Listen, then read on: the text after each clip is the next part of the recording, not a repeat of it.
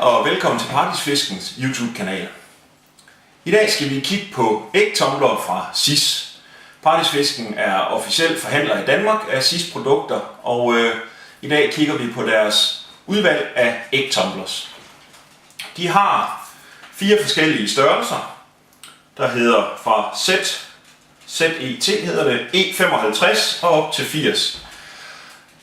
Tallet fortæller noget om diameteren på selve ægtumbleren.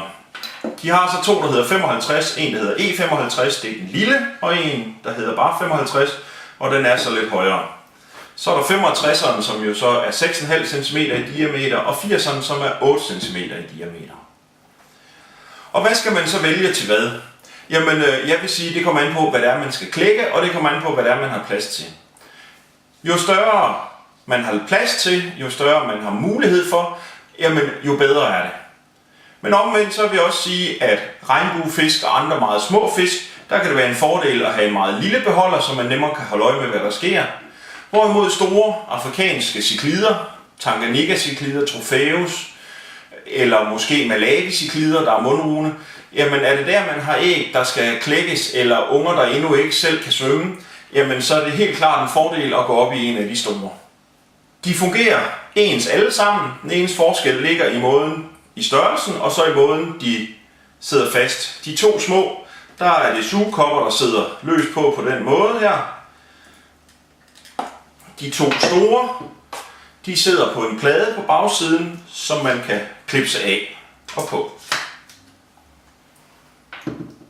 Ideen med SIS' ægtumblere i forhold til de fleste andre, man kan købe, det er, at man suger vand ind for oven, i stedet for i bunden. Vandet bliver så suget ned igennem det rør her, kommer ud og bliver suget op igennem en udstrømmer. Det giver en meget bedre cirkulation af vandet, det gør, at æggene bliver bevæget bedre. Derudover så vil jeg sige, at der er også den fordel, at du har altid en højere iltindhold i vandet oppe ved overfladen, end du har i bunden. Det vil sige, at når du suger vandet fra oven, så vil der også komme mere ilt ned til æggene.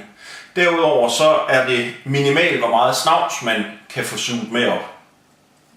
Nu skal vi så se, hvad der er i æsken, og hvordan man samler sin SIS. Jeg har i dag taget en Z65 til formålet. Først og fremmest har vi jo selve ægtumbleren. Ægtumbleren er lavet så smart, så at der er ben under selve bæret, og det gør, at når nu man skal tømme sin hund for æg, eller skal samle æg sammen, så kan man tage vand fra akvariet og sætte den på et bord, så det er nemt at have med at gøre. Derudover har vi selve indsatsen her, hvor der sidder et net heroppe, der forhindrer fiskeungerne i at slippe ud. Og så er der filtersvamp her, der forhindrer skidt i at komme ind til æggene. Der sidder med en gummiring her, så den slutter tæt. På bagsiden her er der en klips. Klipsen passer til den her, hvor man kan sætte sugekopperne i. Sådan der.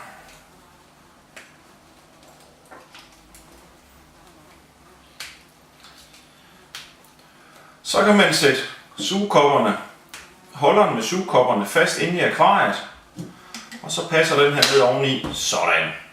Skal man tilse den, så er det nemt lige at løsne den og tage ud igen. Så har vi et afstandsstykke, der skal i her. Sådan. Så har vi selve udstrømmeren, der skal vi lige have luftslangen ned i. Gør vi sådan. Så følger der en mekanisk luftsten med. Hvis den stopper til, så kan man vride den frem og tilbage, og så får man skidtet ud. Den skal så sidde her ovenpå. Til sidst så er der en luftregulator, som man kan sætte på, sådan, og regulere, hvor meget vand der kommer igennem. Nu er det så sådan, så det egentlig bare, som jeg siger, fyld den op med vand fra akvariet, æggene i, sæt låg på, og sæt den her i akvariet. Slut den her til luft, og så er man kørende.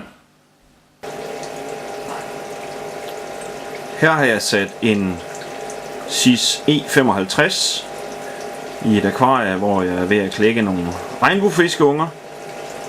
Og hvis vi går lidt tættere på, så vi kunne se, hvordan æggene tumbler dernede.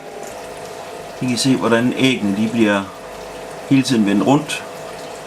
Og selvom der er nogle enkelte ubefrugtede æg, der skimler, så breder det sig ikke til de andre æg. Så det vil sige, at selvom man har nogle enkelte skimlede æg, så skimler resten ikke.